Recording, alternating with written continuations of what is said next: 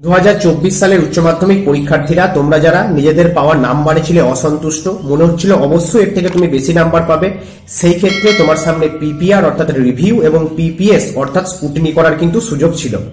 এই পিপিআর এবং পিপিএস এর এই বছর ছিল দুটি ভাগ, একটি হচ্ছে তৎকাল আর একটি নর্মাল। তৎকালে আবেদন করলে তোমাদের টাকা লেগেছিল বেশি এবং তৎকালে আবেদন করলে রেজাল্টও কিন্তু 7 দিনের মধ্যেই প্রকাশিত হবে এমনটি পর্ষদের তরফ থেকে জানানো হয়েছিল।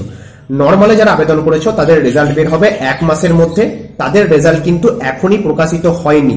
যারা তৎকালে আবেদন করেছো তাদের রেজাল্ট কিন্তু ইতিমধ্যেই প্রকাশিত হয়ে গেছে। কিভাবে তোমরা তোমাদের রেজাল্ট দেখে নেবে সেই সম্পর্কে স্টেপ বাই স্টেপ আমি আজকে আলোচনা করে দিচ্ছি। নিজের মোবাইল ফোনের মাধ্যমেই তুমি কিন্তু নিজের রেজাল্ট দেখে নিতে পারবে। এই ক্ষেত্রে দুটি বিষয় তোমাদের মাথায় রাখতে হবে। যদি তোমার নাম্বার বাড়ে তাহলে তুমি কি করবে, যদি তোমার নাম্বার না বাড়ে, যদি এইটি থাকে, সেই ক্ষেত্রে তোমার কি আর নাম্বার বাড়ার কোনো সুযোগ নেই? অবশ্যই সুযোগ থাকছে। কি করতে হবে ভালো করে বুঝবে। যদি তোমার নাম্বার বেড়ে থাকে সেই ক্ষেত্রে তোমার হাতে এখন যে রেজাল্ট এবং উচ্চ মাধ্যমিক পাস সার্টিফিকেটটি রয়েছে সেটি নিয়ে তোমার স্কুলের প্রধান শিক্ষক মহাশয়ের সাথে দেখা করবে। তার হাতে এই পুরনো রেজাল্ট এবং উচ্চ মাধ্যমিক পাস সার্টিফিকেট তোমরা তুলে দেবে। তুলে দেওয়ার পর তোমার স্কুলের প্রধান শিক্ষক মহাশয় তিনি পর্ষদ অফিস থেকে তোমাদের নতুন রেজাল্ট এবং নতুন উচ্চ মাধ্যমিক পাস সার্টিফিকেট এনে তোমাদের হাতে কিন্তু তুলে দেবেন। যদি তোমার নাম্বার বেড়ে থাকে তাহলে এই কাজটি কিন্তু তোমায় করতে হবে এবং তোমার স্কুলের শিক্ষক মহাশয়রা তোমাকে সাহায্য করবেন। ক্লিয়ার হলো? এবার তোমার মনে হতেই পারে আমার যদি নাম্বার না বাড়ে তাহলে আমি কি করব। তোমার নাম্বারের যদি কোনো রকম পরিবর্তন না হয়ে থাকে সেই ক্ষেত্রে তুমি আরটিআই করতে পারো।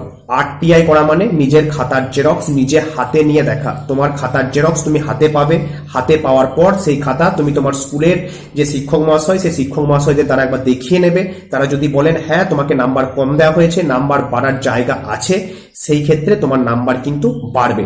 সেই ক্ষেত্রে তোমাকে কি করতে হবে, তোমার সেই খাতাটি এবং আরেকটি অ্যাপ্লিকেশন নিয়ে তোমায় পর্ষদ অফিসে গিয়ে জমা করাতে হবে। তাহলে নতুন শিক্ষক মহাশয়দের দিয়ে তোমার খাতাটি আবার প্রথম থেকে শেষ পর্যন্ত খুঁটিয়ে খুঁটিয়ে দেখা হবে। এই ক্ষেত্রেও কিন্তু নাম্বার বাড়ার সুযোগ থাকে। তুমি যদি পিপিআর বা পিপিএস করে সন্তুষ্ট না হও সেই ক্ষেত্রে তুমি আরটিআই করতে পারো। কিভাবে আরটিআই করবে এই নিয়ে বিস্তারিত তথ্য আমি আগেই আলোচনা করে দিয়েছি, পারলে ভিডিওগুলি দেখে নিও। এখন তোমরা দেখে নাও কিভাবে তুমি তোমার তৎকালীন পিপিআর এবং পিপিএস এর রেজাল্ট নিজের মোবাইল ফোনের মাধ্যমেই স্টেপ বাই স্টেপ দেখে নিতে পারবে।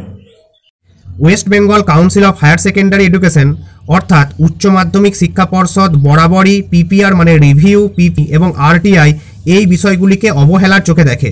সেই কারণে তোমাদের তৎকালীন পিপিআর এবং পিপিএস এর যে রেজাল্ট বের হয়েছে এই বিষয়টি তারা একবারও কিন্তু নোটিফিকেশন আকারে জানায়নি। এমনকি কিভাবে রেজাল্ট দেখতে হবে সেই তথ্যটিও কিন্তু তারা তুলে ধরেনি। তোমাদের সুবিধার্থে আজকের এই ভিডিও, আজকের এই আলোচনা স্টেপ বাই স্টেপ বিষয়টি আমি বুঝিয়ে দিচ্ছি। তার জন্য চ্যানেলটি অবশ্যই সাবস্ক্রাইব করে নিও এবং তথ্যপূর্ণ এই ভিডিওটি তোমার বন্ধুদের মাঝে শেয়ার করতে একদম কিন্তু ভুলো না। তোমাদের কমেন্ট বক্সে দেখো আমি একটি লিঙ্ক দিয়েছি, সর্বপ্রথম সেই লিঙ্কে তোমরা টাচ করবে। সেই লিঙ্কে টাচ করার সাথে সাথেই তোমাদের সামনে ঠিক এরকম একটি পেজ কিন্তু খুলে যাবে। সহজ এবং সরল পদ্ধতি তুলে ধরছি, কোনো জটিলতায় যাচ্ছি না। তোমরা ডিরেক্ট কমেন্ট বক্সের লিঙ্কে টাচ করো, এই পেজটি তোমার সামনে চলে আসবে। এই পেজটিতে দেখো লেখা আছে ইউজার নেম, এখানে তোমার ইউজার নেম বসাবে। তার নিচে লেখা আছে পাসওয়ার্ড, এখানে পাসওয়ার্ডটি তোমায় কিন্তু বসাতে হবে। ইউজার নেম এবং পাসওয়ার্ড কোথায় পাবে?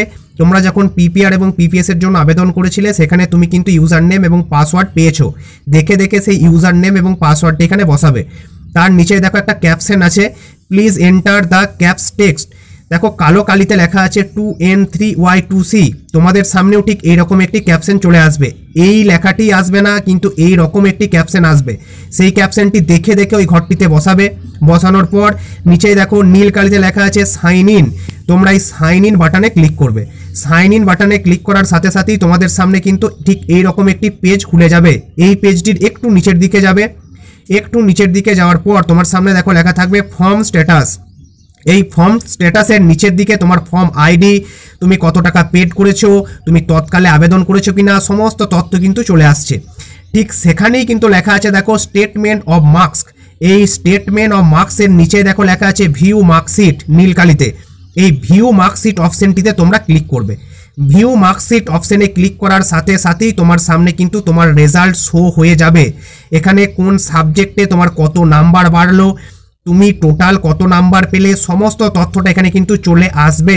তোমার হাতে এখন যে রেজাল্টটি আছে সেই রেজাল্টটির সাথে এই রেজাল্টটি ভালো করে মিলিয়ে নাও।